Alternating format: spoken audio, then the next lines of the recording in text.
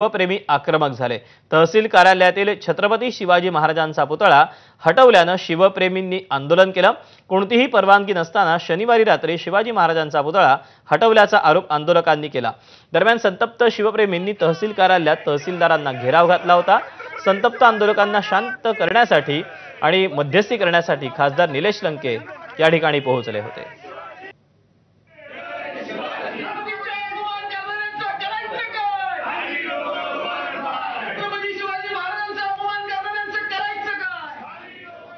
शेवट या आमच्या सर्व पाठनाग शिवभक्तांनी सकाळी पासून जे आंदोलन केलं, एकच भूमिका सगळ्यांची होती की आमच्या महाराजांचा पुतळा पूर्वपदावर आला पाहिजे, त्याच ठिकाणी आला पाहिजे।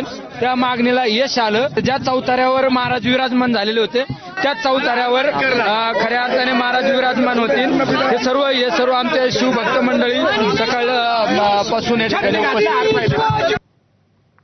या वादावर तहसीलदार काय म्हणतात, काय त्यांचं स्पष्टीकरण आहे तेही पाहूया। कार्यालयाच्या आवारात असलेला जो पुतळा आहे आदरणीय छत्रपती शिवाजी महाराजांचा, तो पण शिफ्ट करावा लागेल याबाबत आपल्याला पत्र पीडब्ल्यूडीने 10 नोव्हेंबरला दिलं।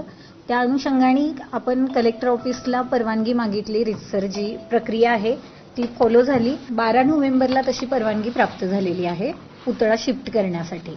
आणि त्या अनुषंगाने तो पुतळा जो आहे आदरणीय छत्रपती शिवाजी महाराजांचा, तो विधिवत आणि संपूर्ण आदरपूर्वक तो तिथून शिफ्ट करण्यासाठी काढून पीडब्ल्यूडीच्या ताब्यात दिलेला आहे।